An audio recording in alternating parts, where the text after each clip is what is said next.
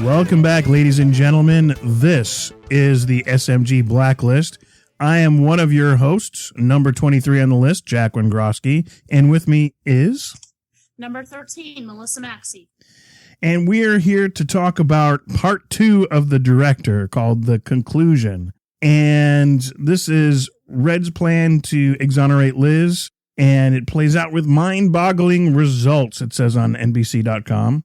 And it guest stars Christine Lottie, David Strahan, and Fisher Stevens.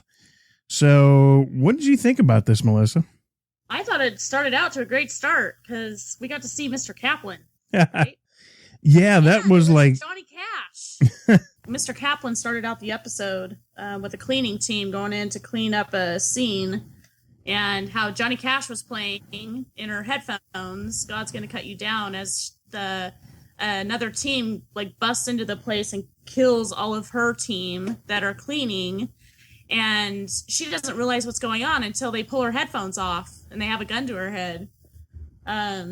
So that was pretty exciting. That was, and I think we should go back to this when we get near the end of the show, because I think there's more to this. And I thought, oh man, this is like, this is setting up a whole thing of something going on, but it was kind of a red herring. It was a whole other story about somebody is coming after Red. Mm-hmm. And they've intercepted Mr. Kaplan. They've put a gun to her head. Her whole, and these are just cleaning ladies. They're the equivalent of civilians. They're just, they're trusted and paid cleaning people for Mr. Kaplan, and it's really just no reason for them to be shot. But they give Mr. Kaplan a message and say, what did they say? We know, just tell him we know, or something like that. Yeah, something like that. And that starts the episode. So we've got, kind of off the top, Red is gathering his team, and the green team. The green team. The dream. Oh, the dream team. The dream team. And I like the this one that Wrestler has Liz over at Fort Meade, where I was stationed for 21 years. And I guess the part of that is Fort Meade is really where they take, like, all the spies come, that the WikiLeaks guy, all those guys, they come to Fort Meade, and that's where they hold all that. So that was kind of a nostalgia for you. Yeah, it was like real life army stuff. It was kind of cool. When you kind of realize that these international criminals are going through Fort Meade, sometimes it's kind of fun. But we also have NSA, and we always say that Fort Meade isn't ever going anywhere anytime soon. When they talk about drawing down the closing bases and drawing down the military, Fort Meade's pretty safe, relatively.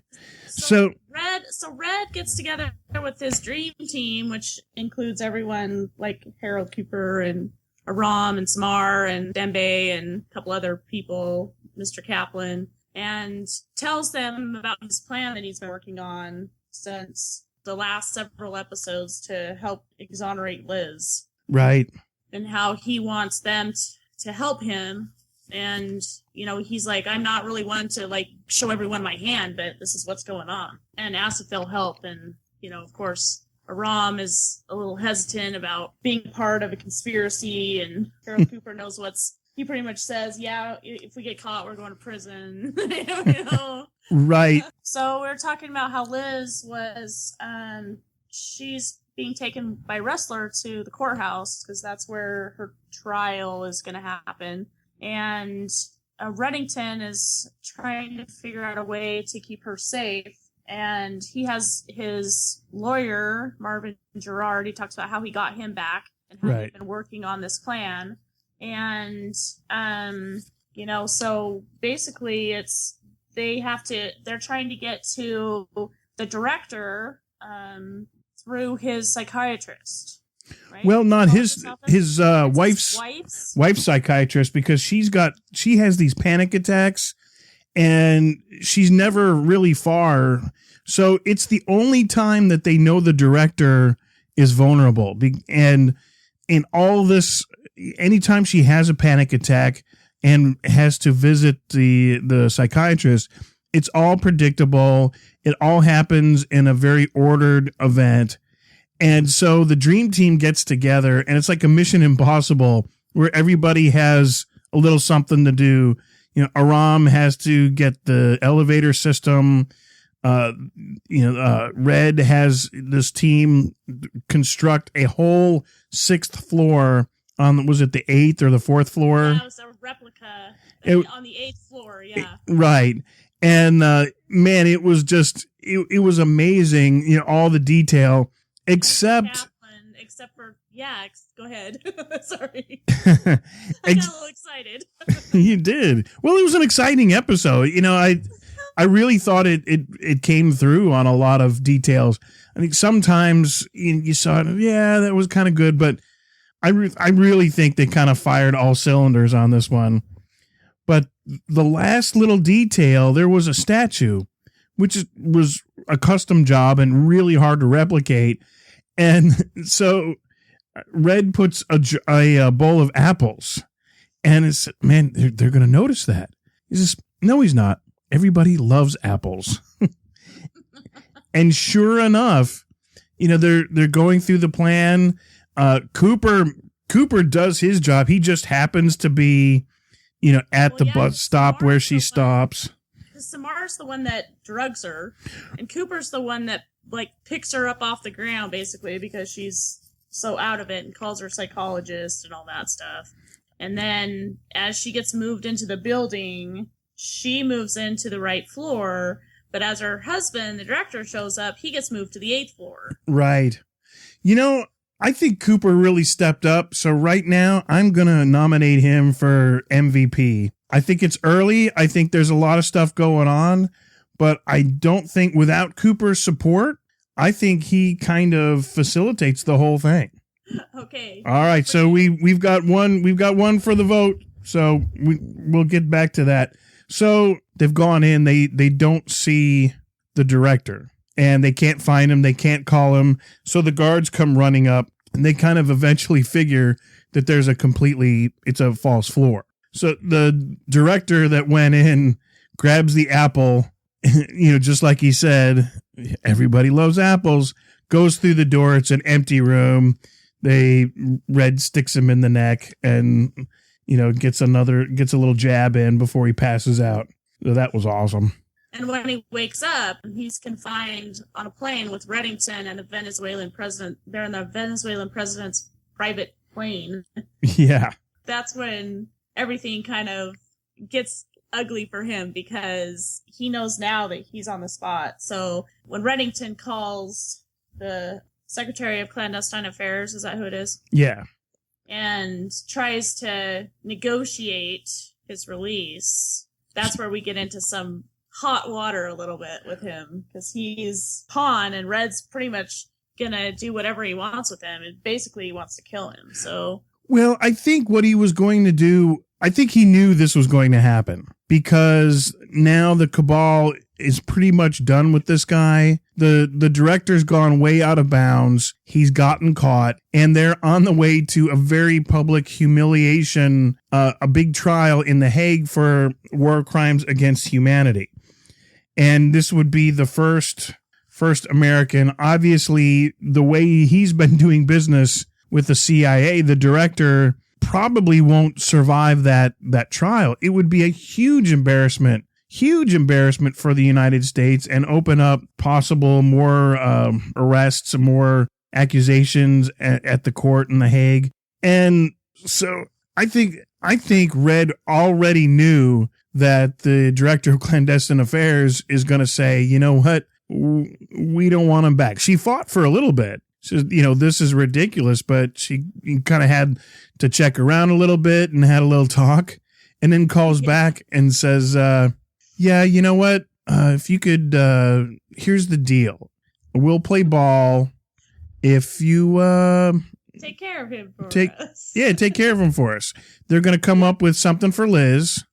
And it was a little disappointing because they're not fighting for complete exoneration. They want to stick her with something, which seems a little not fair, but I think she kind of backed herself in a corner. Red had said, when you cross that line, she kind of entered into Red's world and there was no going back. And I can see where, they've kind of, they set up this amnesty thing, but there was still a couple things that, we just can't send her right back to the FBI and not tell some of the story. And, she did. She killed a cop along the way. She killed the Attorney General of the United States. The only thing that she has really going for her is that Tom has Karakurt. And when Tom delivers Karakurt to the courthouse, that's like her saving grace right there. Only the thing is that the Secretary of Clandestine Affairs has people in the courthouse ready to, kill Liz. And so they've come to a point where they're in a bind. And the guy's ready to go. Liz is being delivered to the courthouse and Wrestler, and they're coming up the stairs. And the secretary, she can't get a hold of the guy to get him to stop because Red basically told her, you end it. You can't, like, if you do that, then we're going to come after you full force. And so she had to call Wrestler and warn him. And he, barely had enough time to, push Liz out of the way before the bullet skimmed past him. So I'm obviously going to give Wrestler the, he's the one that I think is going to be nominated for, finish it up. Whatever. So you're nominating Wrestler for MVP. I am. All right. I can see that. I maybe Connell Cooper gets kind of downgraded to best supporting actor. All right. Well, Wrestler really kind of stepped up for Liz, in the episode, and he was really, he wanted to make sure that she was safe, and he was doing everything that he could to protect her. Well, but his actions really set her up for failure. They wouldn't have been in this. They wouldn't have been in this prediction if it wasn't for Wrestler. So I'm gonna have to wait, till the vote. I don't know. It's up and down. It's like, I saved your life, but my life wouldn't have been in danger if you didn't put me here in the first place. So I don't know. It was a catch-22. I think that's kind of why this played out so long. It was Wrestler's inability to kind of see past his morals and what happened to his dad. And then along the way, it almost kind of integrated to where it was because of his dad that he figured out that the director of clandestine affairs was part of the cabal and kind of went full circle. We got, let's see, Karakurt. The look on Wrestler's face when he got that call was priceless because he was so confused. Yeah, he's like, what? What are you talking about? And then he saw the gun and it was almost too late by that point. So the assistant, Hitchin, is still on the phone and Marvin Gerard comes out with a contract. That was awesome. And that was priceless. It was. And Marvin tells Red to take the deal. He's like, this is the best deal you're going to get, Red. Right. You better take it. And that really surprised me. I thought they could have held out for a little more, but the involuntary manslaughter on the Attorney General thing, there were, I don't think there were witnesses. There could have been, any kind of story. I thought that was a little stretch, but it really forwards the story where now Liz is kind of on par with Red. You know, she's kind of part of the team, but really not. She's not an agent anymore. Although I'm thinking somehow they're going to get her back on this team. What do you think? Well, the show's kind of about her, so. Well, so. Yeah, but you know, now she can kind of be Red's adopted daughter, you know, part of the family business, helping out this team, and then she can do the extra things.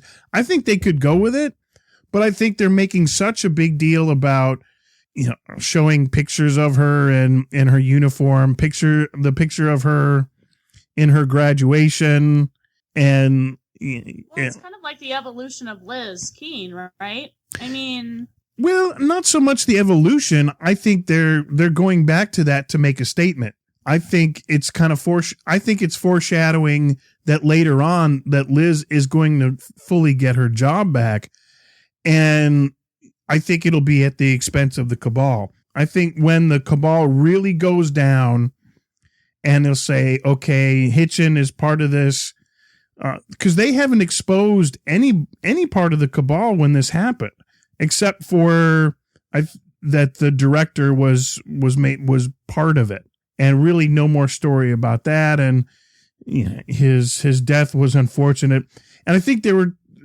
wasn't he watching part of this speech before it even happened? Yeah, well, I think that he was in the plane. Well, was he?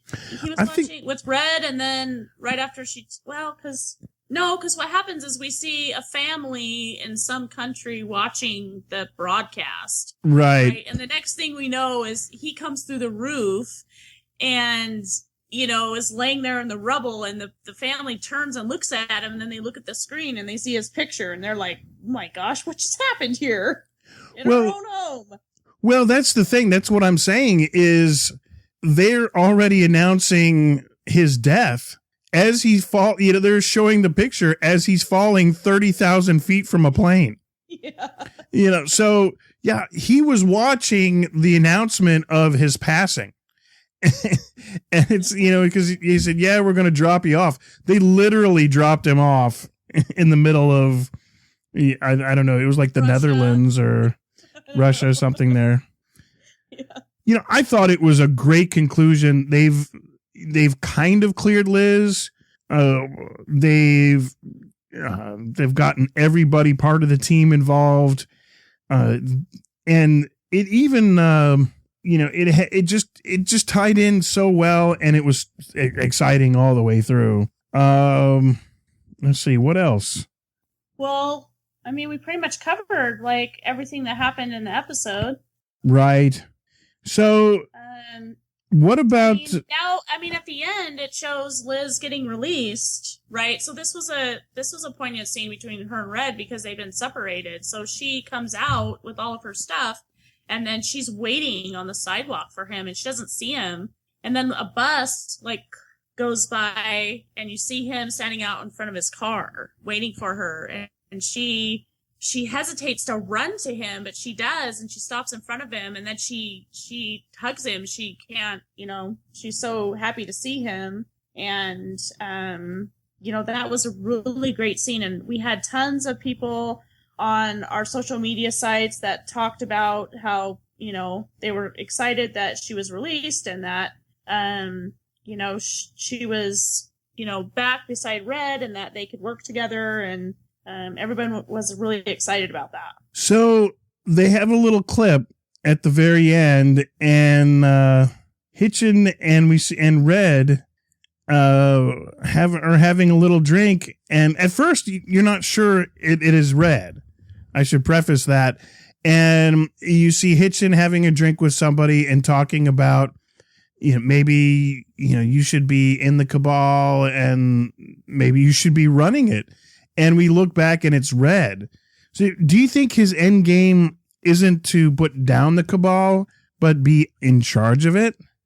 Well, that would be kind of up his alley, right? It would, you know, and anytime you start to think, oh, you know, he's doing all this for Liz, and he's, you know, he's setting all this straight. He's got her, he's gotten her acquittal, or mostly, and done all these really good things, only to have gotten himself in the very club that he's been fighting the entire time.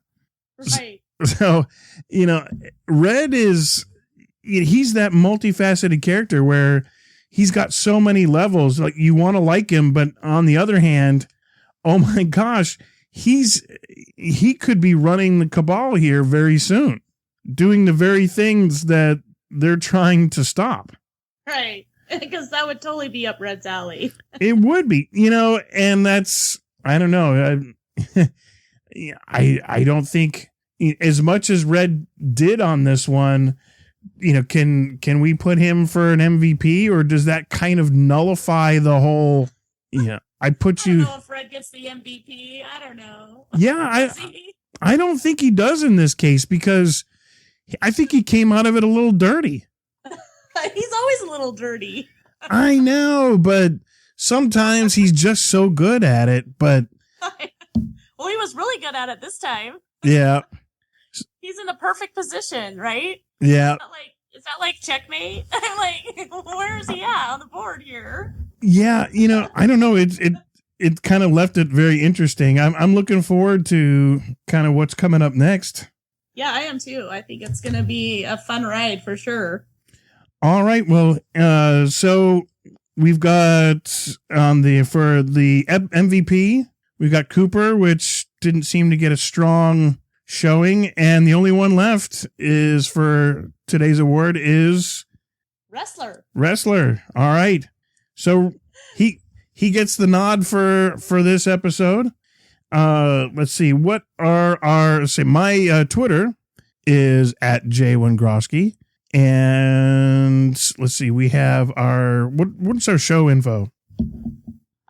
Our Twitter account is Blacklist Pod. Our Instagram account is The Blacklist Pod, and my Instagram, or my Twitter account is at MSMaxi. All right. Well, you can catch this show and a whole lot of other shows by our network at www.southgatemediagroup.com and on iTunes. And at the website, you can see all sorts of other shows and blogs and really great stuff.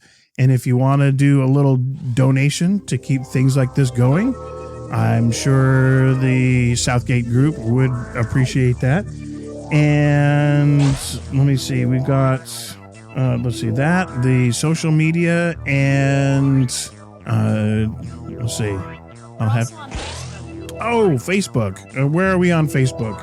We're the Blacklist Pod on Facebook. We have a group that we talk about and share information about the episodes. And we really just, the Instagram account is doing really great. There's a lot of people on there talking about the Blacklist, and it's a really fun group of people. So, and where do you find that? Our Instagram again is the Blacklist Pod. And the Facebook? And the Facebook our group is the Blacklist Pod. All right. Well, I guess that's about it. Until next time. See you then.